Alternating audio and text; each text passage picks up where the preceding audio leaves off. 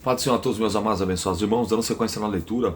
Hoje nós iremos concluir o primeiro livro histórico do Novo Testamento, capítulos 27 e 28, e vamos dar início à primeira epístola paulina, escrita aos Romanos. Amém? Vamos à leitura? Atos, capítulo de número 27. Paulo é mandado para a Itália, o naufrágio do navio.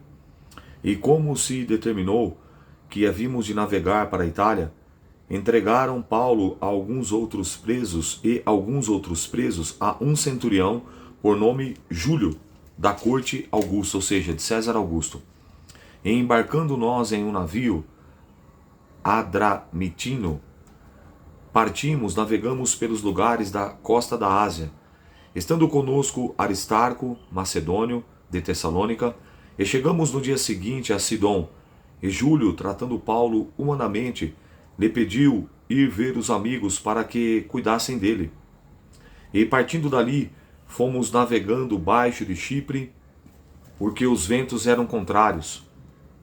E tendo atravessado o mar ao longo da Cilícia e Panfilha, chegamos a Mirra, na Lícia. E achando ali o centurião, um navio de Alexandria que navegava para a Itália, nos fez embarcar nele. E como por muitos dias navegávamos vagarosamente, havendo chegado apenas de fronte de Cnido, e não nos permitindo o vento ir mais adiante, navegamos baixo de Creta junto a Salmone, e costeando-a dificilmente, chegamos a um lugar chamado Bons Portos, perto do qual estava a cidade de Lazéia. E passando muito tempo, e sendo já perigosa a navegação, pois também o jejum já tinha passado, Paulo os admoestava, dizendo: varões, vejo que a navegação há de ser incômoda, e com muito dano, não só para o navio, a carga, mas também para as nossas vidas. Mas o centurião cria mais no piloto e no mestre do que no que dizia Paulo. E como aquele porto não era cômodo para invernar, os mais deles foram de parecer que se partisse dali para ver se podiam chegar a Fênix, que é um ponto de Creta que olha para a banda do vento da África e do Curo, e invernar ali. E soprando o sul brandamente, lhes pareceu terem já o que desejavam, e fazendo-se de vela, foram de muito perto costeando a Creta. Mas não muito depois, deu nela um pé de vento chamado Euroaquilão.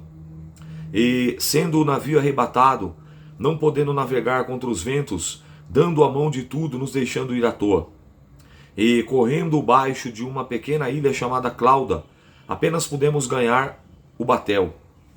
E, levando este para cima, usaram-se de todos os meios, cingindo o navio, temendo darem à costa de Cirne, amainadas nas velas, assim foram à toa, e andando nós agitando-os por uma veemente tempestade, no dia seguinte aliviaram o navio.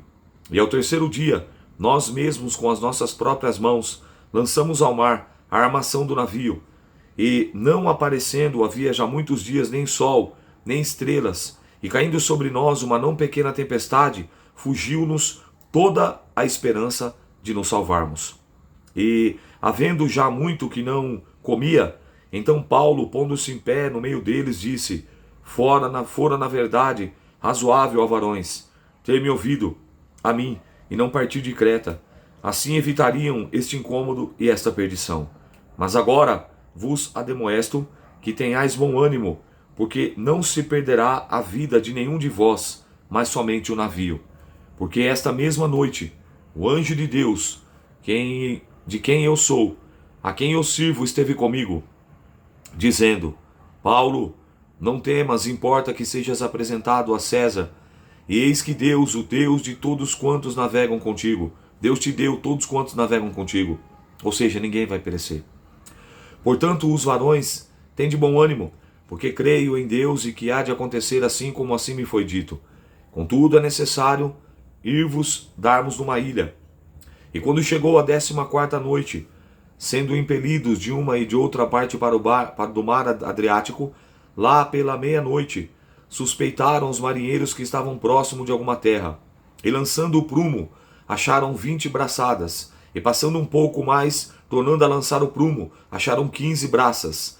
E temendo ir em alguns rochedos, lançaram da polpa 4 âncoras, desejando que viesse o dia. Procurando, porém, os marinheiros fugir do navio, e tendo já deitado o batel, ou seja, o bote, tá? É o bote, como se fosse o bote salva-vida, ao mar, como querendo lançar as âncoras pela proa, disse Paulo ao centurião e aos soldados: se estes não ficarem no navio, não poderei salvar-vos. Então os soldados cortaram os cabos do batel e o deixaram cair. Entretanto, o dia vinha. Paulo exortava a todos que comessem alguma coisa, dizendo: é já hoje o 14º dia que esperais, e permaneceis sem comer, não havendo provado nada. Portanto, exorto-vos que comais alguma coisa, pois é para a vossa saúde, porque nenhum cabelo cairá da vossa cabeça de qualquer um de vós. E havendo dito isso, tomando o pão, deu graças a Deus, na presença de todos, e partiu, e começou a comer, e tendo já todos bom ânimo, puseram também a comer. E éramos por todos nós no navio 276 almas. E, refeitos com a comida, aliviaram o navio, lançando o trigo ao mar, e sendo já dia, não conheceram a terra, enxergaram, porém, uma enseada que tinha praia, e consultaram-se sobre se deviam encalhar nela o navio, e levantando as âncoras, deixaram ir ao mar largo, também as amarras do leme, e alcançando a vela maior, o vento, dirigiram-se para a praia. Dando, porém, no lugar de 2 mares, encalharam ali o navio, e, fixada a proa, ficou imóvel. Para a polpa, abriram-se com força as ondas. Então, a ideia dos soldados foi que matassem os presos, para que nenhum fugisse, escapando a nado. Mas o centurião, querendo salvar a Paulo, lhes estorvou este intento, ou seja, não permitiu, e mandou que os pudessem nadar, e se lançassem primeiro ao mar, e se salvassem em terra. E os demais, uns em tábuas, outros em coisas do navio, e assim aconteceu, e que todos chegaram à terra sã e salvo. Ou seja, esse primeiro ponto aqui, Paulo havia dado um conselho, que a viagem ia ser turbulenta, que a viagem ia ser incômoda, que a viagem ia ser perigosa, mas o centurião não deu ouvidos. Ele confiou mais no braço da carne, no braço do homem, do piloto, do mestre, do marinheiro, do que na voz do homem de Deus. E quantas vezes nós agimos assim? Confiamos mais no diagnóstico humano, mais na fala das pessoas, mais em um papel que chega em nossas mãos, do que na própria palavra de Deus e na própria visão e na direção que o Senhor nos deu. E quando agimos assim, certamente vai acontecer o que aconteceu com esses homens. O nosso barco também vai passar por tempestades. O nosso barco também vai encontrar ventos contrários. O nosso barco também vai bater em rochedos e corre o risco de naufragar.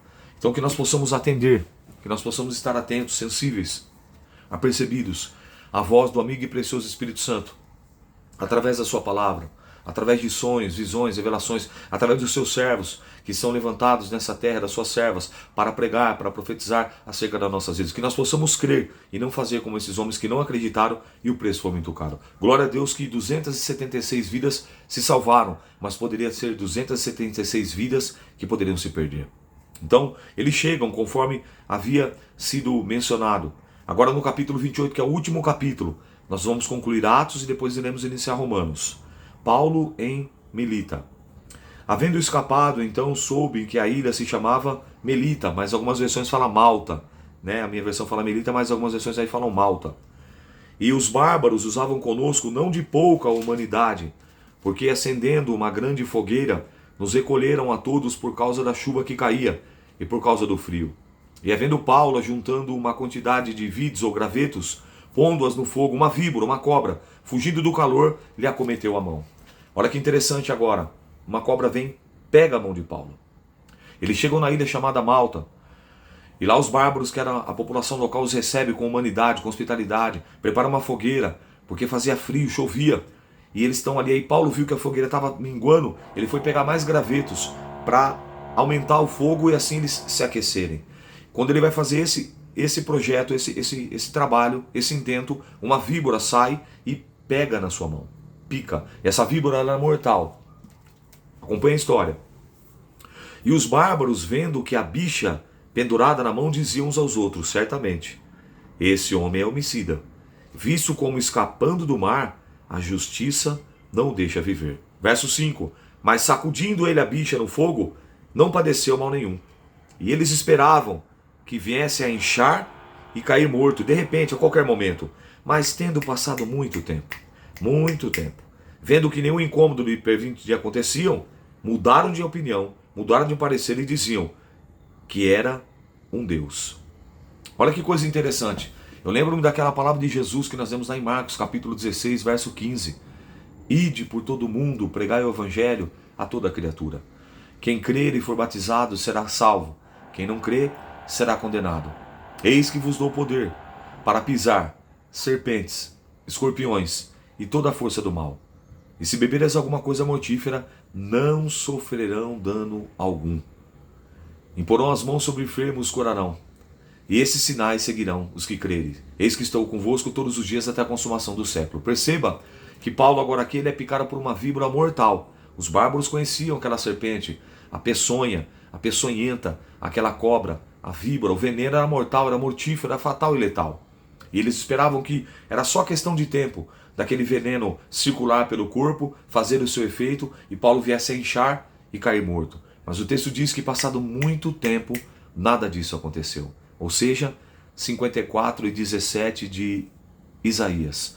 Toda ferramenta preparada contra ti não prosperará.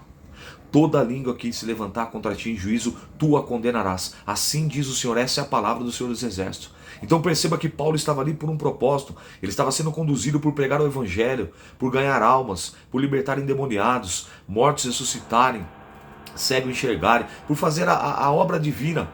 E agora aquela víbora vem. Mas lembre-se, eu vejo aqui uma aplicação muito interessante. E aí, aonde a víbora picou Paulo? Na sua mão. O texto é bem claro. A víbora fugindo do calor, lhe acometeu, ou grudou, ou picou a sua mão. Preste muita atenção nesse detalhe. Vamos seguir a leitura. Versículo de número 7.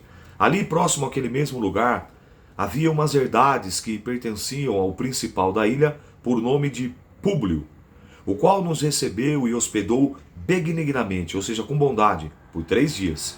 E aconteceu de estar em cama, enfermo de febre e disenteria, o pai de Públio, que Paulo foi ver, e havendo orado, pôs as mãos sobre ele e o curou. Feito isso, vieram também ter com eles os demais que na ilha tinham enfermidades e sararam. E os quais nos distinguiram também com muitas honras, e havendo de navegar, nos proveram das coisas necessárias. Qual é a grande lição e o grande ensinamento que eu tenho aqui para você e para mim? A víbora, a serpente, à luz da palavra, ela é figura de Satanás. A serpente que enganou a Eva no jardim. A antiga serpente, chamada de dragão e de diabo. Então a serpente aqui é uma figura do demônio, do Satanás, do adversário das nossas almas. E aonde foi que a serpente, que o adversário atacou Paulo? Nas suas mãos. Por quê? Porque o diabo, ele já sabia que através daquelas mãos, muitas vidas seriam curadas. Que vidas iriam receber o dom e o batismo com o Espírito Santo e do Espírito Santo.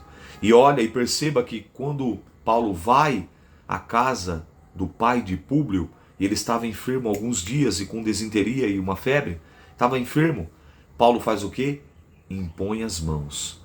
A mesma área que você foi ferido é a área que Deus mais vai te usar para você ajudar, para você auxiliar, para você socorrer, para você abençoar outras pessoas. Não está entendendo? Eu fui traído, então Deus vai usar você através dessa dor da traição para você superar, para poder vencer e ajudar outras pessoas que também estarão enfrentando o mesmo problema. Eu estou passando um problema de uma depressão profunda. Deus vai te dar vitória nessa depressão e você vai ajudar depois outras pessoas que também estarão enfrentando pelo mesmo problema. Aonde é a hora que você foi mais ferido, a hora que você foi mais atacado, é justamente nessa área que Deus vai te usar para auxiliar e abençoar outras pessoas. Aí você fala de pastor, você fala de pregador. Não. Olha a minha vida. Ex-assaltante, ex-criminoso, ex-homicida, ex-morador de rua, ex-noia, ex-drogado, ex-nada. À luz da sociedade, qual era a sentença determinada pela sociedade? cemitério, cadeira de rodas e cadeia. Passei pela cadeia, Deus livrou do cemitério, Deus livrou da cadeira de rodas. E o que Deus fez? Na área que eu fui mais atingido, que eu fui escravizado, Deus me libertou, me deu um banho de graça, de bondade, de amor e misericórdia, me encheu do Espírito Santo. E hoje, por bondade, por misericórdia e graça, eu sou uma ferramenta, eu sou um arauto, eu sou um instrumento nas mãos de Deus para resgatar outras pessoas, para ajudar pessoas que estão enfrentando, que estão passando pelo mesmo problema pelo qual eu estive inserido ao longo dos 27 anos da minha vida. E hoje, para a honra e glória do Senhor Jesus, eu já perdi a conta de quantas pessoas confessaram e aceitaram, receberam Jesus ou Cristo como único, suficiente, exclusivo e eterno Salvador, através de uma pregação que veio dos meus lábios, através do meu testemunho, claro, sendo convencidas pelo Espírito Santo de Deus. Mas eu, como um canal, como um arauto, como uma ferramenta, como um atalai de Deus, como instrumento nas mãos de Deus, a área que eu mais fui ferido. Eu perdi muitas coisas ao longo desses 11 anos ininterruptos de prisão, mas hoje, para a honra e glória do Senhor Jesus, eu sou também capelão. Eu tenho preparado, eu tenho capacitado, eu tenho formado centenas de capelões que hoje têm voltado ao cárcere, à Fundação Casa, aos hospitais, à casa de recuperação e levando e transmitindo uma mensagem, uma palavra de fé, de amor e de esperança. Portanto, o que eu estou dizendo aqui não é fala de pregador, não é palavras de efeito. Eu não quero mexer com o teu emocional. Eu não quero mexer apenas com os seus sentidos. Eu quero despertar você e liberar essa palavra sobre a tua vida. À luz de Atos dos Apóstolos, capítulo 28. A área em que você foi mais ferido, a área em que a serpente te picou, a área em que a serpente te afetou, vai ser justamente nessa área que Deus vai te usar para você auxiliar e para você ajudar outras pessoas. Creia e toma posse desta palavra em o nome do Senhor Jesus Cristo. Vamos concluir o livro de Atos? Capítulo 28, versículo de número 11. Paulo chega em Roma e fica prisioneiro em sua própria casa durante 2 anos. E 3 meses depois partimos num navio de Alexandria que invernara na ilha, o qual tinha por insígnia Castor e Pólux. E chegando a Siracusa, ficamos ali 3 dias, donde indo costeando viemos a Régio, e soprando um dia depois, um vento do sul, chegamos no 2º dia a Putéolos, onde, achando alguns irmãos, nos rogaram que por 7 dias ficássemos com eles e depois nos dirigimos a Roma. E,